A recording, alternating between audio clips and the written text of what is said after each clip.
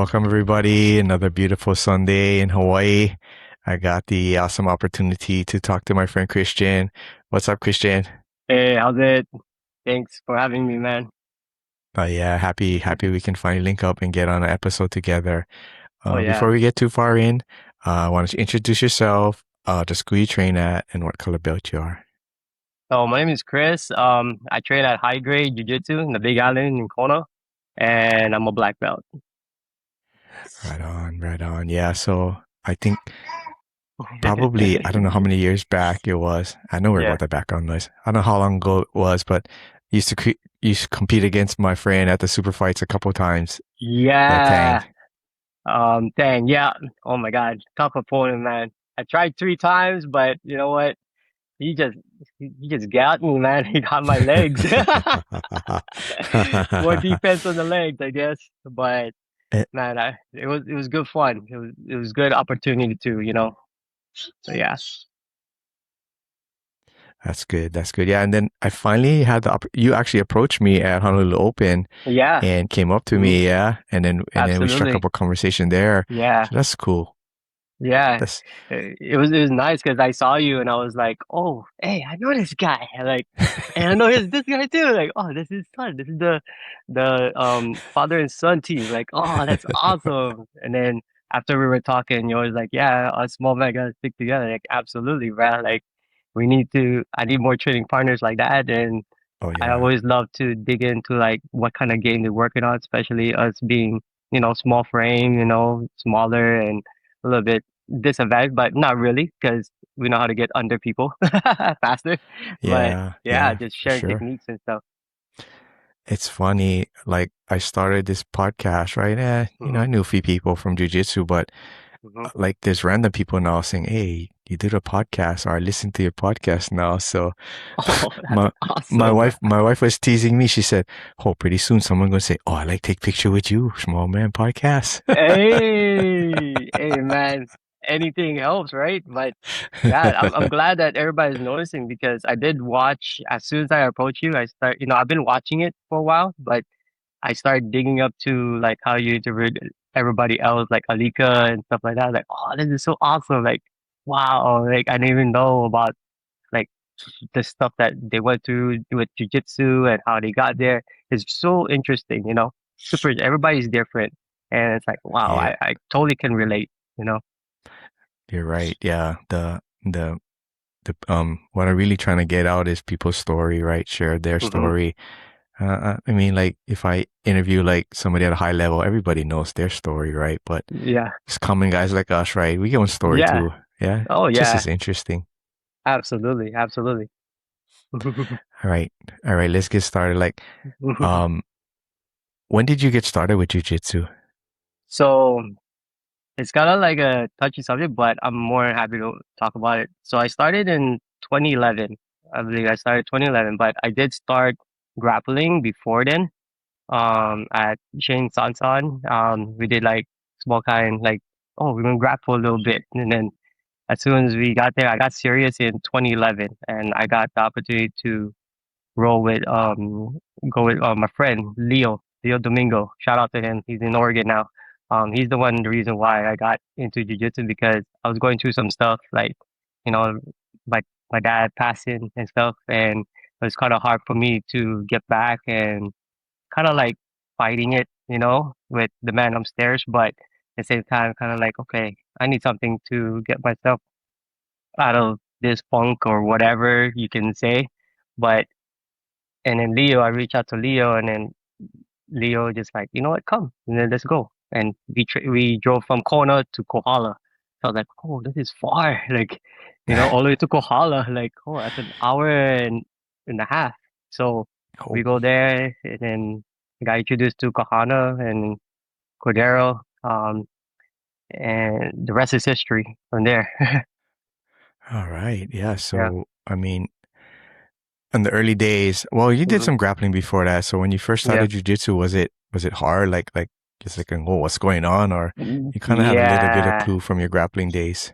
Yeah, it's a lot different because it was like when we did the grappling with Shane, we could I guess you can like we grapple, but you can like punch and stuff. So we like punching and then so like okay, like starting to be a MMA fast, like I started doing that. Like, oh, I don't like getting punched.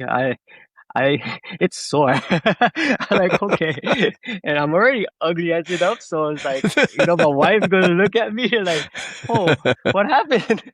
So I was like, okay, you know what, this is not for me. So it's interesting because you can punch and set up opportunities to do your moves in jiu-jitsu, like, grappling. But when you're in the gi, you cannot punch. So you gotta have to like, okay, I gotta figure something out. And it's such a humbling experience when you just go, oh, I can take this guy, I can get this guy. Everybody had those, like, oh, this guy's nobody. Like all of a sudden, like, oh shoot, the hell, what's going on? Oh my god, it's like quicksand. Yeah, like I'm drowning. Oh my god. But yeah, Mhm. it's a different ball game once you get on the gi, because it's like a lot different, man. More Oh, techniques, yeah. more stuff to learn. So yeah.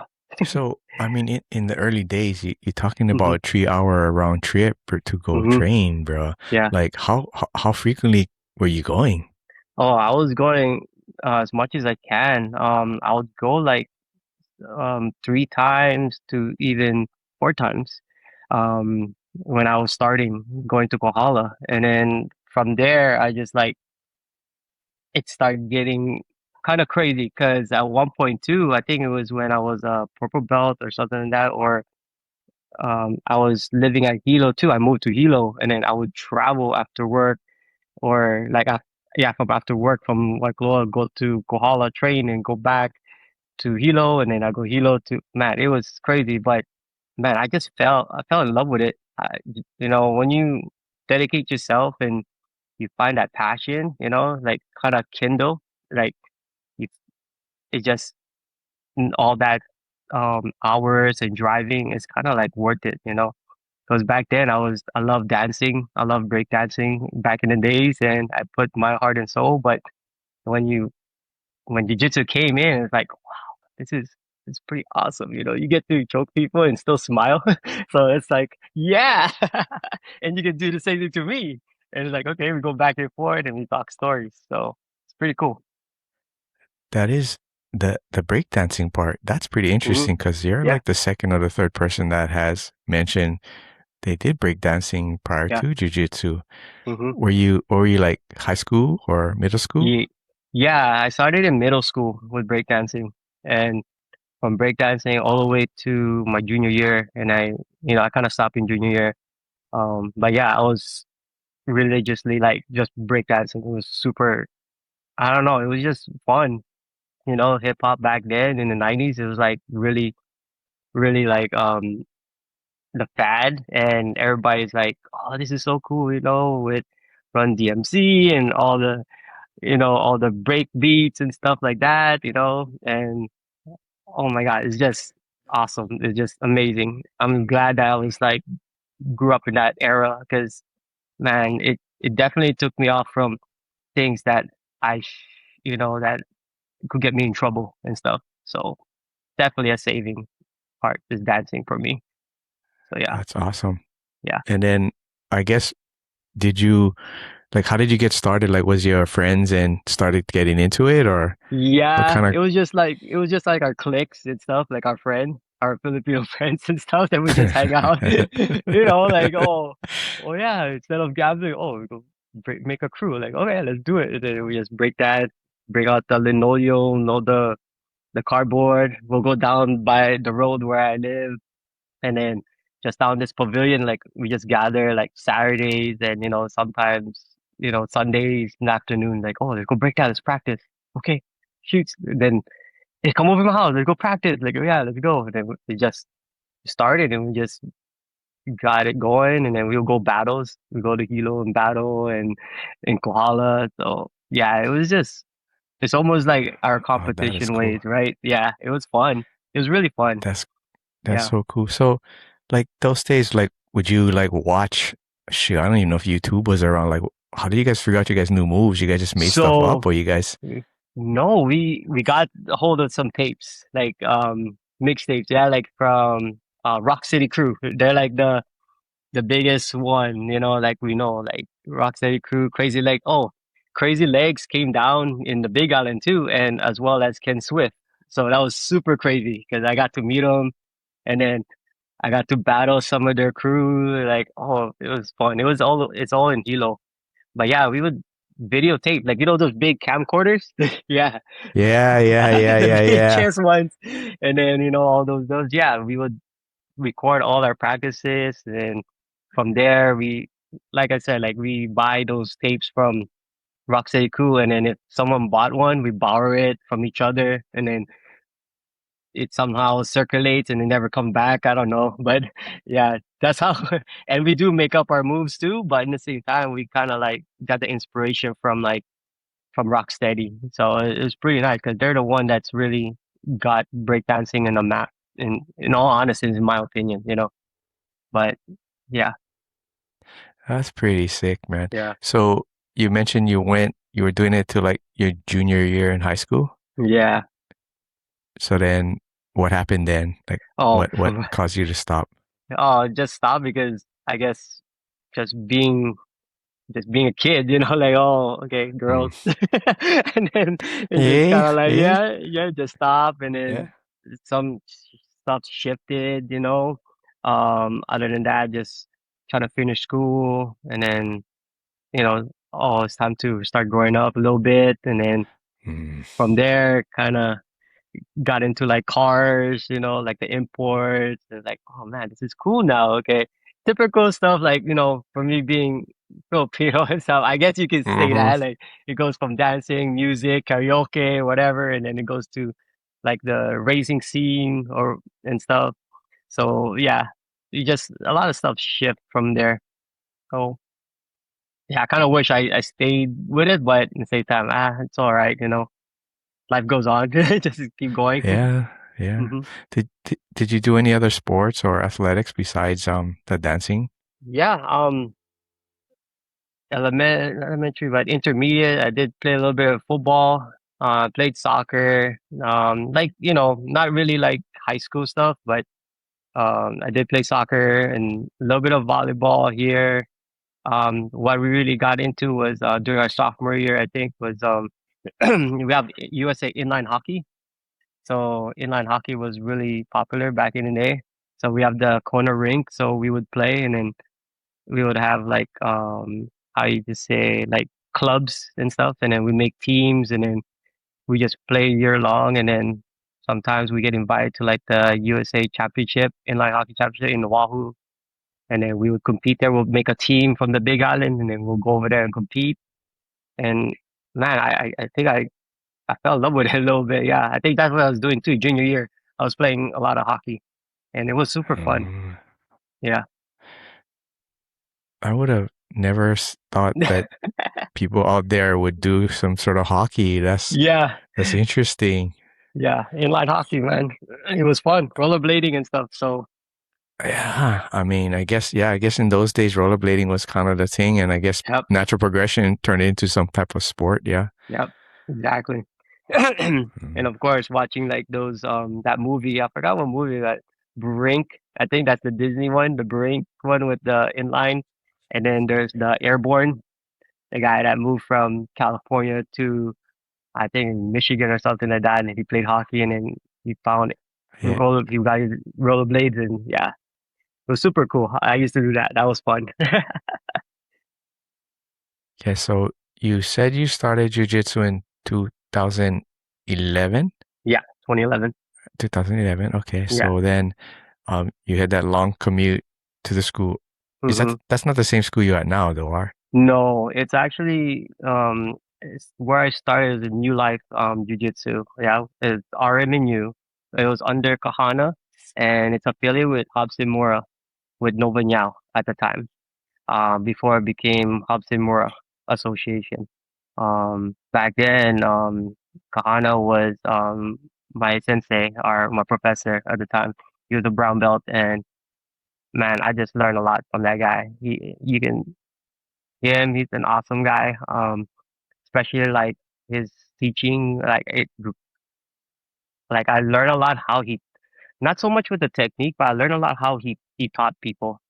So that's one thing that I Mm. kind of figured, like how he teach people was so like not so like so much the technique, but in a sense like think about this before you're doing this, or check out the concept. You know, he teach concept first before the technique, which is really awesome because every and he even emphasized like how your body move differently, like how my body is gonna move different from how he's gonna move.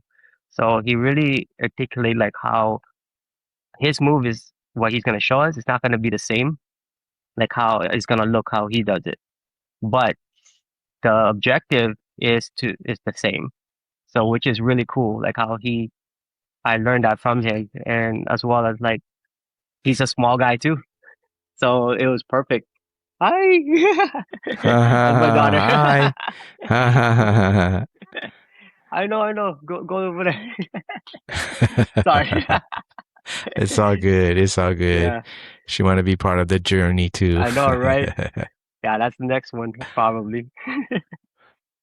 Yeah, so you're Hmm. out there, and then at what point do you jump to your next? I don't know if the next school is your final school, or where do you go to next? No, from it's a crazy story, but so from there, 2011 I started, and from there I got promoted, and then from there there's like a I would say I went with Professor Jason Tanaka, which is now Exodus, yeah.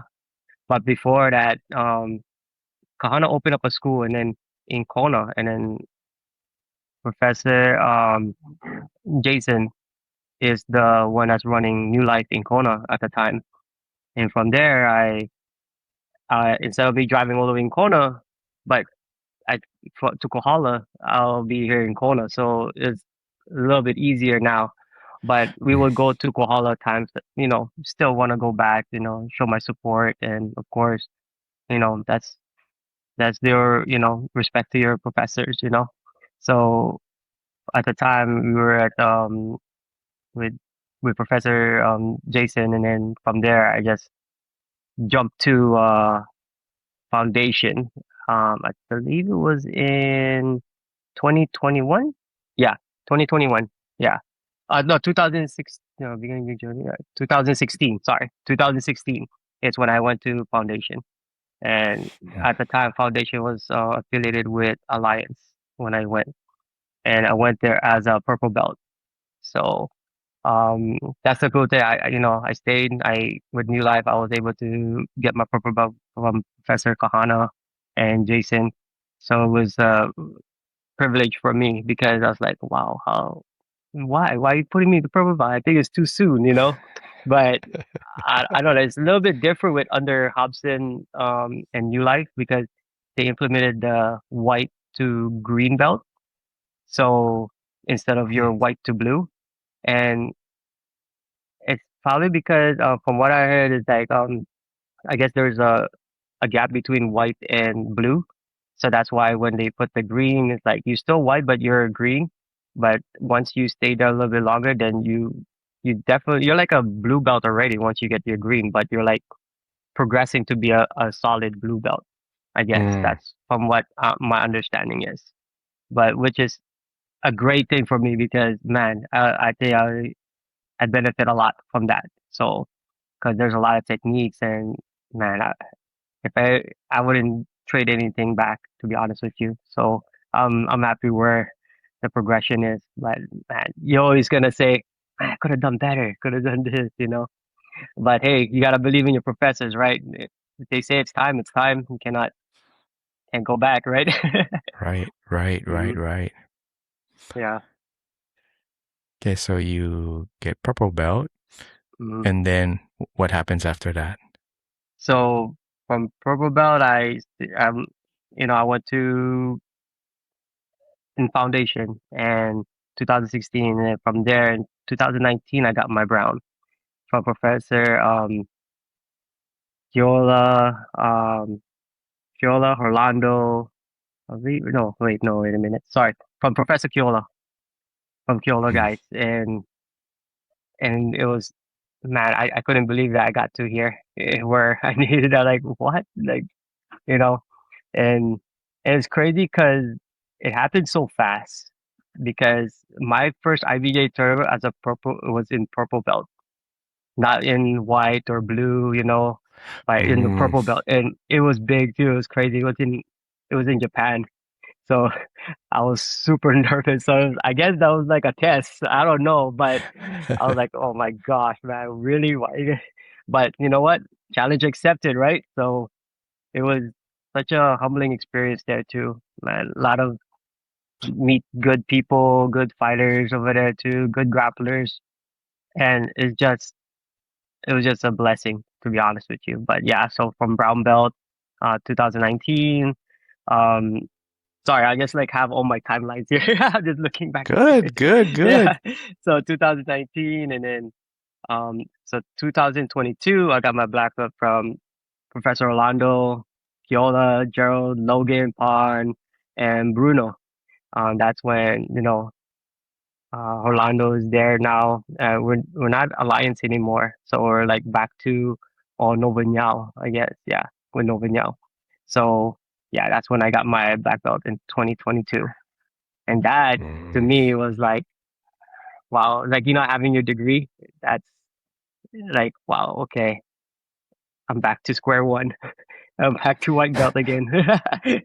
so so yeah, from that's my journey basically, like back to being a white belt again, but different. Try, try, try to remember the day you Hmm. got your black belt. What was Oh, running through your head? so the day I got my black belt, it was kind of crazy because that as soon as they called me in, everybody was just it was huge because everybody was all my friends and family were there clapping. It was so super loud, like so much support. Like man, I did so much hard work. Not to discredit anything, but yeah, I did a lot of work to get there and competed every single tournament. And now I got my black belt. I was just at awe. I couldn't even like how you say put the words together because the first thing I said was when I was like, "Oh, speech, speech." I was like, "Oh," the first thing I said was like, "Oh man, I don't even know what to say." Like, about to cry and everything. Like I was like, "Okay," But of course, thank God that I'm there, blessed with everybody. That that was there with me through thick and thin. I gotta shout out my wife, my family, for always sticking up, like all the, especially all the competitions. Like when they're like, oh, he's grouchy today, like all that kind of stuff, and the weight cut. Like, hey, honey, why are you cooking fried food? I cannot eat this. And by the way, my wife is such a great cook. Oh my God, that's why it's hard to cut weight here in my household. But anyways, yeah, going back to pivoting back to when I got my black belt, I was just like, I was just grateful and thankful that I stuck through. I said to myself time and time again, man, I should not be doing this. I quit. But at the same time, like I know I don't want to sound so like, oh yeah, that's what cliche or anything, but it's a lifestyle. Like it did Mhm. change me a lot. I think it changed me to be a better person to myself because now I can definitely see like my diets are improving, eating healthier. And now I have like a task, like even if I have a hard day at work, yeah, I have my family, but I also have an outlet to like to get rid of that like extra. And then of course when you go out to a jiu-jitsu, everybody become your family. And it's crazy because now it's extended all the way to Japan, to Yeah. Oahu, to California. Like, yeah, it's super crazy. Anywhere you go, it's like whoever trained jiu-jitsu, they're like your long lost brother or uncle or whoever it is, like your family, your extended family, like your ohana. So I don't know, man. It's just a blessing to be part of the community, to be honest with you. And I can't thank enough like everybody, especially the man upstairs. Like I always give him the glory because I don't know how to tell you, but my professor Kahana, when I first started, and that's another reason why is because he was a Christian. So I was like very Like he did a lot of like instilling on me because I always ask that question because when I joined up, my like I said, my dad passed and it was a battle for me and yeah, that was such a blessing that and also Leo being there. Like he was like, I sorry Leo, I'm gonna call you my angel, bro. But yeah, to to get me into jujitsu because man, Yeah. if it wasn't, I don't know where I would have gone. So yeah. Yeah. Yeah. I mean, I talk a lot about it and people talk Hmm. a lot about it, the community, yeah, the Yeah, support, all the people absolutely. around you, like Hmm. the trust levels and I mean the deep Hmm. knowledge of each individual. Like it's not like a passing like, oh yeah, I know that guy, his name is Hmm. whatever and that's it, right? Oh yeah, I know Hmm. his family and he went through these things and this and Yeah. that. Like it builds deep, yeah, deep relationships that Yeah. the casual person cannot see it until they're in jujitsu and that, oh wow, Hmm. yeah, this is for real. Yeah. Hmm. Exactly. Exactly. So yeah. Did you did you feel a sense of responsibility when you started wearing the black belt, like, the other students, other people start to look at you not differently, but black belt, that's no joke, bro. I mean, it takes Hmm. hard work to get to a black belt level. Did you feel like Yeah. a sense of responsibility? Oh yeah, absolutely, man. It's like when you put that there, it's like holy, holy shoot, like holy, yeah, like man, like as soon as I got it, my good friend now who's my professor, Logan, like, bro, you did it, like, oh man, like Mhm. now I'm under him, with hydrate, and it's like I have a huge sense of responsibility because not also upholding like, okay, nobody can beat me. But at the same time, I always think of my what my old professor always said, like with Kona always say, hey, everybody's, and also like my belief system, like, you know, I can get beaten, but at the same time, what I can hold my responsibility is that um again, another cliche thing, a black belt is a white belt that never quits, right? So I'm still going. I mean, regardless of my age, whatever it might be, struggles, I'm still going no matter what. And what really helped me a lot with that is with Professor Logan and everybody else in high grade because they really pushed me hard and they always tell me, hey, you have a responsibility, always reminding me, hey, you gotta get these kids going. Like, okay, I got you, and also like it's not me anymore, but sorry, it's hard to say that. It's like, oh, it's not me anymore. I gotta pass this knowledge, you know, but as a competitor, like I always like to compete. Oh man, but yeah, you have that sense of responsibility to pass your knowledge and whatever you're working on. And and again, it's like I don't know how else you can say it, but I just have to give back too, to the community. Mm. Yeah, to me that's super important and not so much to like, oh yeah, you have black belt, you can beat me, but oh you cannot be beaten. But everybody can be beaten, man. But But once you compete, it's like, okay, it's on. Like they'll know you're a black belt when you compete. you know. Right, So yeah. right, right, right. Mhm.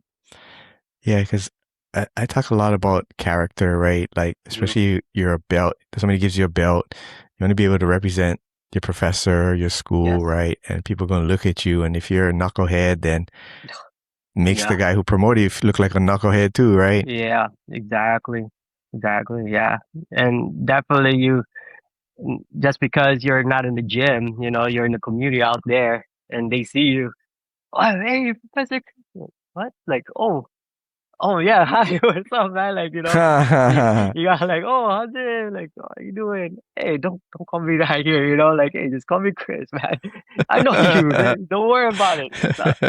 And then, even at my work, like where I work and stuff, they're like, oh, that's big, and then it's like, yeah, it's big that you're a black belt. Like, no, to me, it is youth, but I try not to like, try to separate that with my work and stuff, but it is big. But now I have, like you said, I have a character, sense of responsibility, and And where I work at, if something happened, I know how to diffuse a problem. I can like talk Mm, to him first, and like how we right, always do, right. self defense. You don't hack first. You have a conversation, like, "Hey, what's going on, bro?" And then and whatever, do those de-escalating things that you need to do first. So yeah, Mm-hmm. and Mm-hmm. again, it's like you said, it's character, right?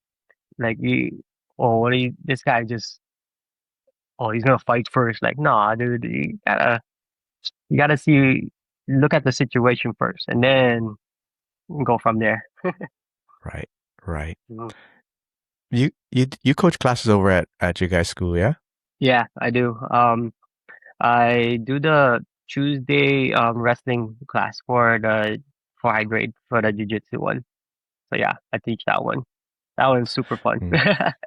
Yeah, yeah, I can get them to work.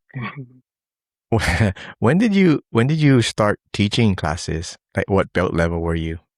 I was teaching classes at purple belt in yeah, purple belt days. I was actually helping with Jason, being like a assistant coach or assistant helper or whatever.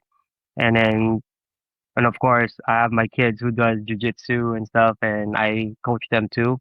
So I got a lot of practice with my kids. So that's why I think I feel like okay, I think I got it a little bit, but okay, I can improve it a little bit more. But yeah, so I started at purple belt, I believe. That's when I started. Yeah, coaching kids. Okay. Hmm. So we talked about a little bit. Your kids started training at a pretty early age, yeah? Yeah, pretty early. Like I would say like 4 or 5 years old.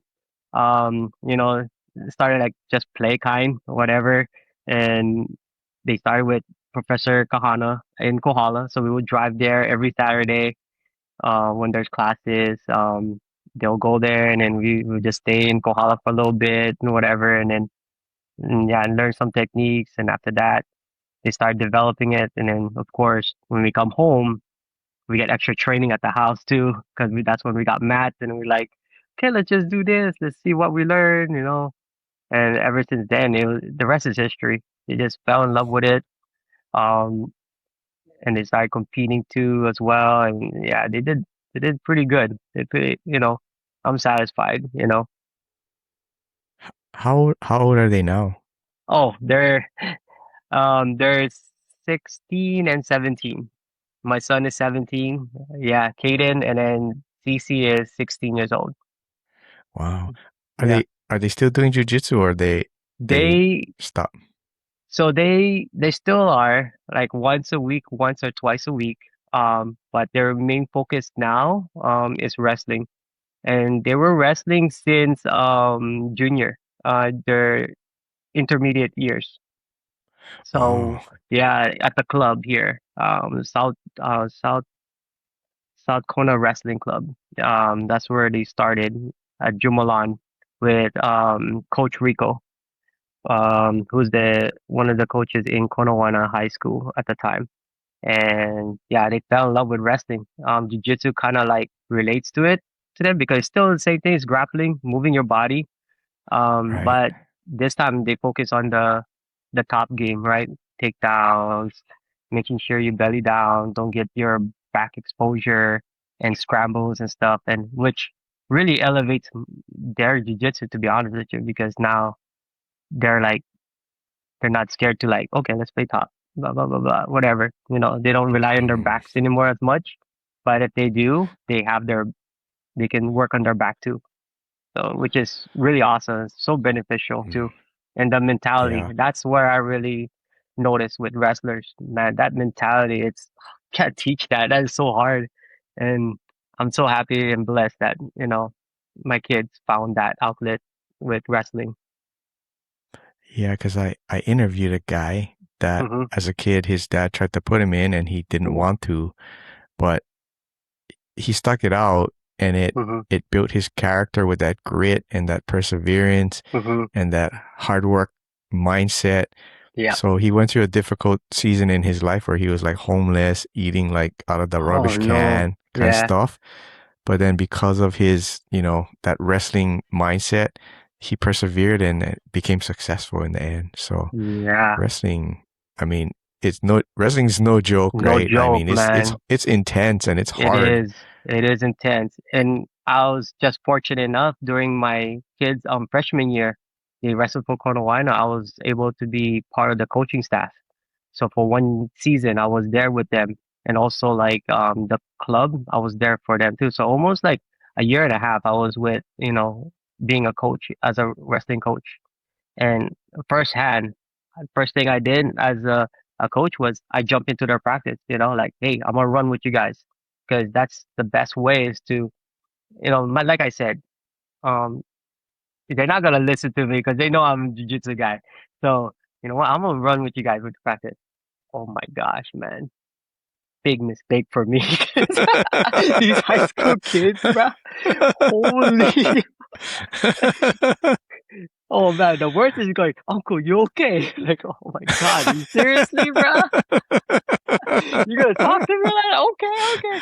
Let's go, coach. You can do it. Like, are you serious right now? Come on, coach. He's lighter. Like, oh my God, really? Come here. And I pick him up and but again, I, as a coach, I also learned from them, and Mm, of course, mm, I told them a speech after like our farewell and stuff. I told them, hey, I appreciate them for letting me be their coach, but also thank you for teaching me because, bruh, what they do in that wrestling room and those extra hours. Oh my gosh, man, I thought, well, nothing to go like what like being a jiu-jitsu competitor too. We do a lot of work too as well. But right. oh my gosh, imagine if we put all that together with wrestling. Smokes, bro. I don't think. Yeah. Yeah, these Yeah. kids and they're my gosh, man, they're incredible. They're good. You know, I don't know if you realize it or if they realize it, but Yeah. you taught them a life lesson by getting in there and doing it with them, right? Like, Yeah. like when you stay at a job or you're working and your boss just boss you around and tell you stuff, but he never did it before. He has Hmm. a different perspective on things, right? But when they get in Yeah. there and working side by side with you, then they build that relationship, that Yeah. trust level, yeah? And Yeah. that's what you did with Absolutely. those kids, right? Yeah. And hopefully one day they see that, and if they're in a position of leadership, they can Hmm. remember Yeah. what Coach Chris did for them at that time, Yeah. got in there, got his hands dirty, and never just point around and just say, do this and do that. Nah, because like I said, I believe of hard work. I always believe in hard work because Coach Rico at the time, like, man, me and him have our conversations, our deep conversation about like how the wrestling team would be, and man, he's a firm believer in hard work and just kind of like perseverance. Hey, who cares what they say? Who cares what they do? You focus on what you do because you focus on what you do and you do it well, winning, and people will start following you because that's when they get attracted to it. Like, how is he always winning? Because I do this. They're like, okay. And it's like, the best successful people in the world is they do is copy. You just copy them. Okay, what are you doing different? Nothing. I just copy, this guy. Like, what? How do you do that? Like, oh, just copy him. Like, okay, if he's doing sprints, like 5 times a day doing sprints to get faster, then do that. Or maybe split it or do something different. But the fact of the matter, talent is always going to be talent, but hard work, you cannot beat hard work, man. Like it's whoever grind the hardest in that room will always prevail. And that's facts, you know. Hmm. And man, I wish my body's back in the 20-year old. I swear to God, man. I wish I put that singlet when I was in high school. Instead of chasing girls, Hmm. I would chase chase a championship or something. But yeah, my mindset at the time wasn't there. But you know what? It's okay because now I can give back and I can see how it is. And like you said, I got my hands dirty, and I Yeah. don't mind doing that again with these kids because they're amazing. All these high school athletes, they're so amazing, bro. Because I mean, I'm not trying to say every kid from this generation, but you see a lot of kids coming up like with the Mm-hmm. social media and all the electronics. they're not they're not strong. I mean, they're Yeah. soft in a lot of ways, yeah. Mm. I mean, if more kids did jujitsu or wrestling, I think we'd be in a better place. Our next generation would be lining up for good Yeah. levels of success. Yeah. Yeah, absolutely. Because I don't know, but back then we didn't have the closest handheld we had was a Game Boy, and sometimes Yeah. the thing is broken, or we would, you know, those scientific calculators, and then Yeah. we would just put Tetris in there. Wow, that was my game. That was my jam. Do some algebra and then do Tetris after. Like it's right there, and I think that's the closest, social stuff that I have. And then of course disposable cameras. But yeah, you're right. I mean, there's ways that I mean social media, it goes hand in hand. Depends on who's wielding it, I mean, there's people like always on social media and then yeah, they create this kind of like endorphins to where like, oh yeah, I get likes, like, okay, I'm good, I'm good, I'm good. When in actuality it's like, nah, you don't need that. You don't need that. Go out, go do something, Hmm. Because I don't know, but my kids at the time they never had like any iPad or anything until they were when my son was in I would say intermediate when he had to go somewhere to go Oahu or something for like a trip for field trip. That's when his first cell phone. And at the Mm, time mm, when they were growing up, my Kaden and Cece, we were in the restaurant. They bring books. They're reading in the restaurant like this, and they're like, and people will just look like, "Are you serious? Like, are your kids reading?" Like, yes, they read. They're reading. You see the book?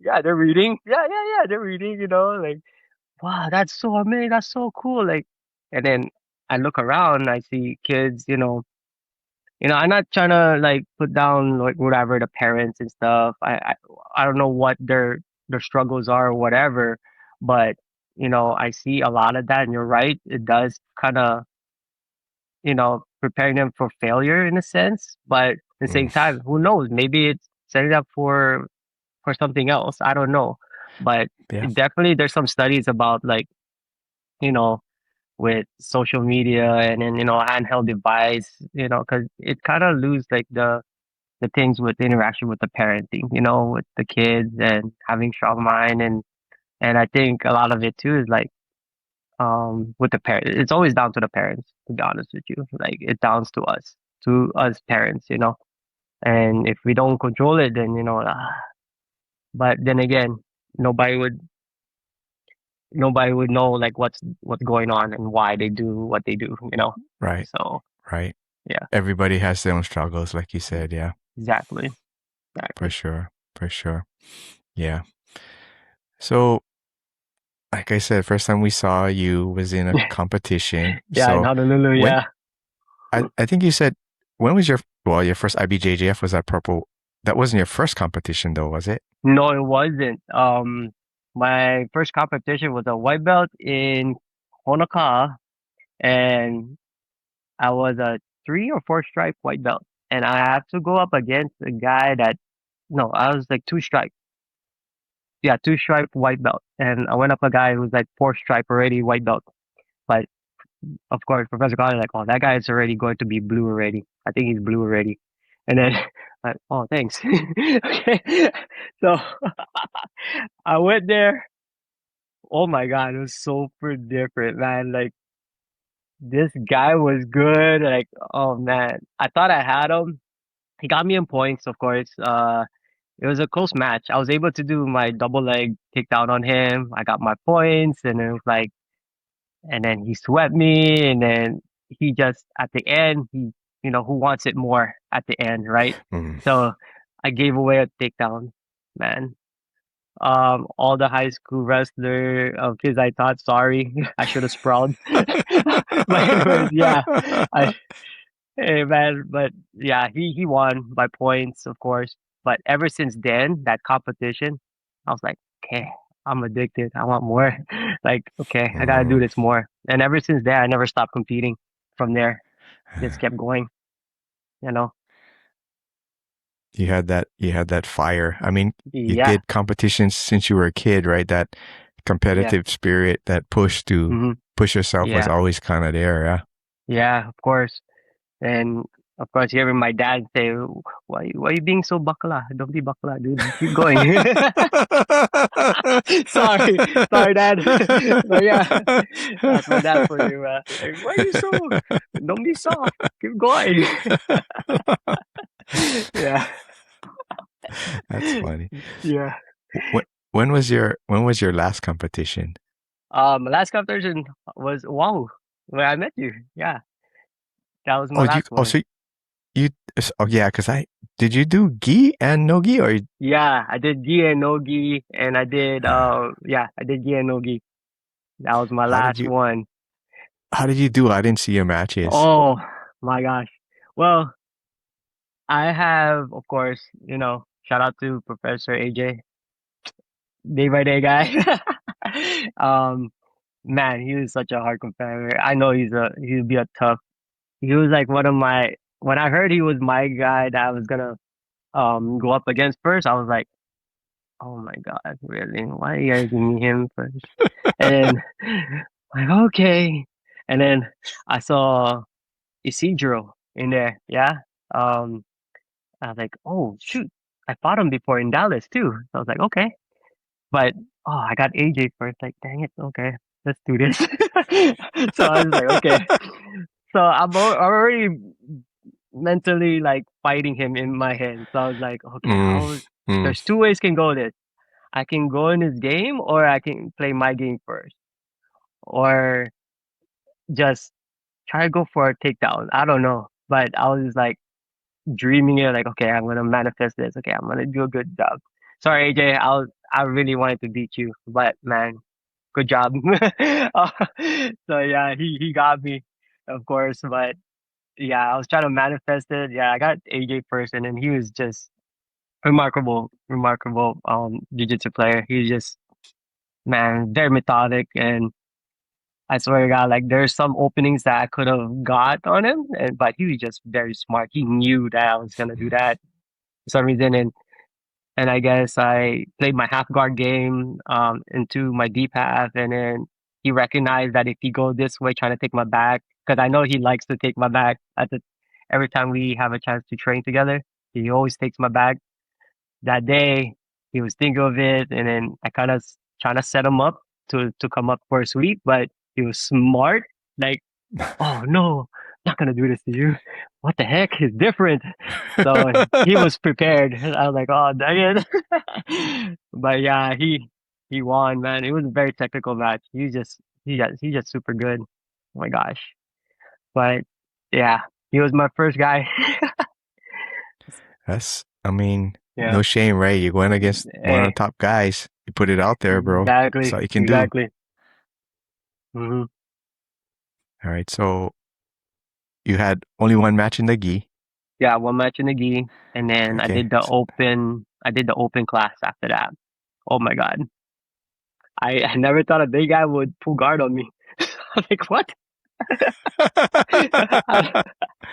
He was an ultra heavy weight, I guess. I pulled an ultra heavy first. So I was weighing at 136 at the time, 137, and then the mm, guy was like mm. 200 plus. So, okay, let's Woo, do this. That was fun. woo. So, yeah, I thought he was like gonna try to take me down. So I was prepared for that. But I didn't expect him bull rush me and freaking pulled me down to his guard. I was like, holy shoot, what the heck? And then all of a sudden he goes on top, and then I was trying to get back to my half guard game to my deep half. He was just very heavy on the top, but there were some close calls that I was able to recover, but all he did was just but the good thing I didn't got subbed. So but he won in points, passing my guard and then getting established side control and everything. And yeah, at one point he almost mounted me, but no, I'm not gonna. It would have been game over for me. I would have suffocated. I would have got a penalty, I think, if I didn't move. Penalty. Bro, Yeah, I gotta take my hat off to you. Like we same weight. Like I'm 135. Like yeah. there's no way I'm gonna enter open class. I don't care Oh yeah. even whatever. Like I give you big Oh, props, bro, for just putting your name in thank there, you. bro. No, man, I I gotta represent us little guys like Mikey. You know, Mikey Musumeci. He's another guy that I admire like his game. One day I'm gonna figure it out, man, how to play with big guys. Cause man, I know we can beat them. I know we can. Man. I always like manifesting in my head like we can get guys one time, just once. You know, just one time. All it needs one time, you know? Like the I don't know, that reference from Little Giant. All I need is to beat him one time. Just once. So yeah. Okay, so then Oh the next day was nogi, yeah? yeah, I did the no-gi. And oh funny story on that one. No-gi you have to be with gi you have to be 141. With the no-gi you have to be 136, yeah. So I kinda celebrated early. So I got in. I weighed myself right before, and I was in media too in the same time. So I was taking Oh, pictures. right, So as right. soon as my matches were done, I was doing media too. So I was like, okay, let me go check my weight, and then an hour or I think an hour and a half or 2 hours before my match, I was like, okay, I gotta go stop media and then let me go and check my weight. Check my weight. I was like, oh shoot, I'm I'm 3 pounds over. Like, oh dang it. Okay, all right. Put in the put the poker face and start running. So I ran with my teammate Dylan, and then we started like doing our pummels, start in the sun with sweats and sweater. Like okay, I got down to our weight, and as soon as I got into the bullpen, you know, trying to get all my electrolytes in and stuff and my food. Chris, you ready? Like, wait a minute, what? That and I was like, that guy just finished. That guy just finished his match. You want me to go already? You know, I was like, oh. And the guy looked at me like, I'll give you 5 minutes. I'm like, okay, good. Please give him 5 minutes because the guy just finished his match, you know? So give him a rest. So I was like, okay. So I was like drinking my electrolyte, like, oh my God, I don't know what I'm gonna do. Like, you got this, Chris, you got this. Like, okay. So I went in there, man, tough opponent, man. He's super good. He's from Longman Jiu-Jitsu in, I think, Kauai. I'm not too sure if it's Kauai or Maui, but Kauai. yeah, it Yeah, was Kauai. Kauai. Longman And I is in think that's Kauai. Alika's good friend too. So man, he's good, man. He's tough. Um, I think I got like a little bit of a clip of our match, and it's pretty much back and forth. I was trying to go for legs on him, and I pulled guard eventually because I was trying to look for a setup for a takedown, you know, clubbing and stuff. We were like really going hard in our clubs, I and then we're trying to get the inside position so that way we can get a good takedown. And he never really gave it to me, so I was like, okay, you know what, I'm gonna pull guard on this. Like, okay, so I pull guard, try to get like good established control in the bottom, and then we got into like this funky side control, like half guard, half guard, yeah, half guard, and then man, I start feeling some stuff in my knee. I was like, whoa, this kind of hurt. Like, what's going on? And I heard somebody say, knee bar, knee bar. Oh yeah, that's a knee bar. Okay, gotta move. I was like, oh shoot. Okay, knee bar. I was like, oh shoot, yeah, it is a knee bar. Like, oh my God. So of course, it was just happening so fast. Like, okay, I was able to establish, and then I climbed pretty high, and I was trying to get like a Troy bar on him. So I got a Kimura grip and try to turn it to a Troy bar, but I was able to use that to get out of it, and then I I started working like a lot of the leg entanglements, and I was able to try to get his back, but he was just very scrambly, really good, good defense on his legs. I don't know, man, but I got a good bite on his ankle, but he just did not show any emotion. So I was like, oh my God, are you serious right now? Dude, I got your leg. Okay. And I got a toe hold after that when he turned. I like, oh my God, you still not tapping? And I heard somebody put it in his butt. Like, oh, the toe. Okay, yeah, I am putting it there. Like, bro, like I'm hearing a lot of like stuff going on. Like, okay, I gotta focus on this. But man, he was just I couldn't get it. I couldn't get like the tap, but I was able to come up with what I got a get up on him from ankle lock, and then from that ankle lock, I had the ankle lock, and then I used it to sweep, and that's how I got the 2 points on him. And then from there, I don't know what's the points after, but I was they really the guy the ref rose my hand, but it's like, oh man, I swear to God, I thought he got me too because I was like he was very man, he was super tough, man. Even tired, I could feel he was really tired, but man, his will was just heads up, bruh. Like man, he's just amazing. I could imagine him being fresh with me. I think that would Mm. have been more interesting to be honest with you, but Alika got him first, so I mean, you had to lose 3 pounds little yeah, before your match. I mean, you wasn't at yeah. full strength either, bro. Yeah, yeah, that's true too. But man, he just went to the match too, though. That's I don't know. I guess you're like this. I guess it can be even, but I still give him credit, man, because he was just Mm. really tired, bro. He was just like, oh my God, what am I doing here? That's the same thing. I was like, oh my gosh, man, you're not tapping. What the hell?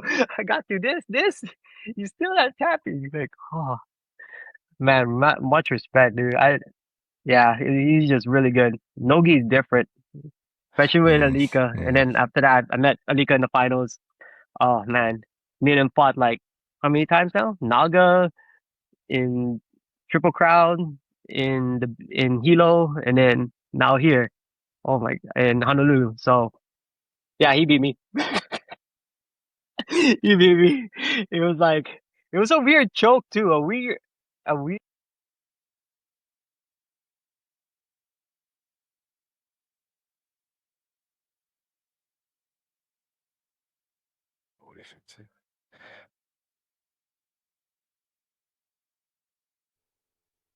Hello.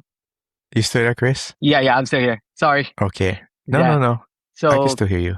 okay. So it was a weird guillotine that he caught me in. So I was like, ah, dang it, why? Why did that happen? Because I swear, I thought I was winning the fight, in my opinion, but I don't know. But I felt like I Mm. was really feeling good going up against him that day.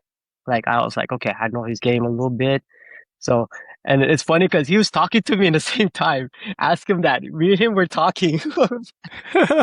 He goes, "Okay, Chris, I'm gonna stand up and wrestle with you a little bit." Like, okay, like, okay. We're wrestling, like try to hand fight position and try to get the inside pummel. And I was like, okay, your wrestling is good. Like, what? I mean, we're just talking. That's It was, funny. yeah, it was super fun. Like, oh my God, that's why man, jiu-jitsu is so much fun. But at the same time, it's like, okay, we're fighting, we're competing, and we're good friends, but try to put a good show. But man, Mm. he thinks that I had a good insight. He had a good inside ties too. Like I couldn't get like a good setup for my shots. And I was trying to snap him down, but like I said, he's really tall. I can't get the battle because he's trying to get Mm. underhooks on me. And then I was like, that thing he said, like, oh, your wrestling's good. Can't take you down. What's going on? Okay. And then as soon as he said that, I full guard on him. So I kind of threw off his game. Like, okay, bro, sorry.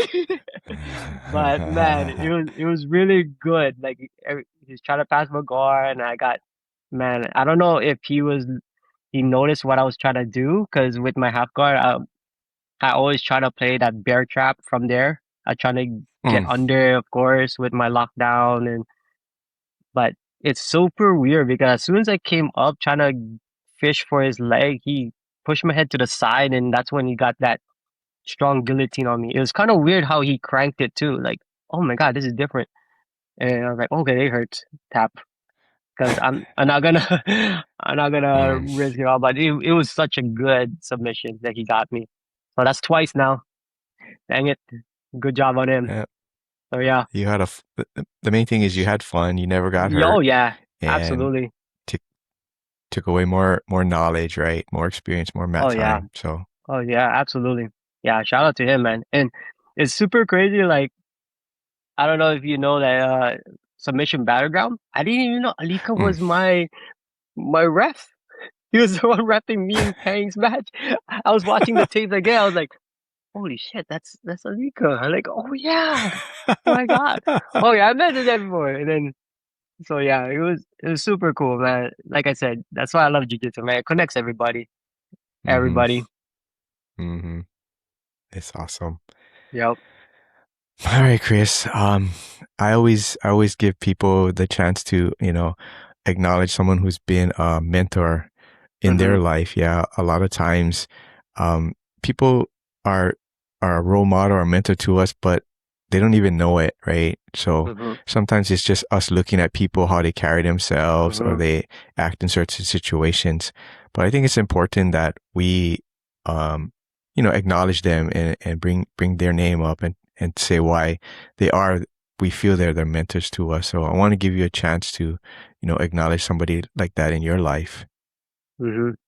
Well, a lot of like my upbringing, I would say like my best mentor is it's always been like my dad. You know, shout out to my pops, but his name is Bonifacio. Um, man, that guy, he will give anything.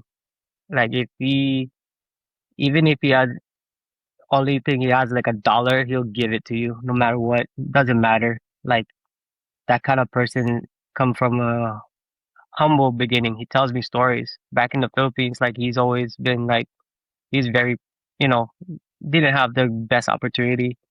You know, he barely finished high school or even like not high school, but intermediate level of education, and he was Mm-hmm. able to get a degree in auto mechanics, I think. And I saw the pictures, and he got it.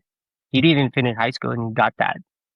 And being a successful mechanic, and was what's more crazy is that a testament to him is that when he was during his funeral, the guy from Total Mortuary, he talked and he said things about my dad, like that guy will come to our place and he'll fix all our vans. And we were offered to pay him, and he said no, he didn't want to. I think the story was he didn't even took any payment. He just fixed our vehicles. And our home here where I live now, finally like my kids are able to live where I lived before. This garage here is always filled with cars, and all the taxis and stuff that he'll fix. All the Filipino community, like all the Filipinos and stuff, whoever needs it. But yeah, he'll yeah, it's my dad. He's a firm believer of hard work. He's very silent. So yeah, it's my dad who I hope that I can live up to his expectations. And so yeah, it's just yeah, shout out to my dad. Yeah, he's That's my biggest that's mentor for sure. That's awesome, bro. Yeah. Sounds like a fantastic man, bro. And yeah, I think he's smiling down, looking at you. He's proud of you too, bro. You're turning into a Yeah. great man yourself. So Oh, thank yeah, you. Wow. you're doing a good job. Well, that's all we can do is do our best, right? Yes, Yeah. sir. Yes, sir. Mhm. All right, Chris. Really appreciate Yeah. you taking time today to talk story with me, Yeah, bro. Like, absolutely. No, it's my I pleasure, know, man. I'm like, grateful. I Thank know, you. like, we could probably go another couple more hours, Yeah. bro. And then maybe one Yeah, day for sure. when we on the mat together after in class, we'll hang out and talk story more, Oh, bro. definitely, man. Definitely. I'm always down for like a binsu or something, or even a acai bowl or whatever. Yes, Yeah, for sir. Yes, sure. sir. All right, man. So from everyone from Small Man, we Yeah. thank you and we hope to see you again soon. Yeah. Malos, brother. Thank you. Okay, hang on.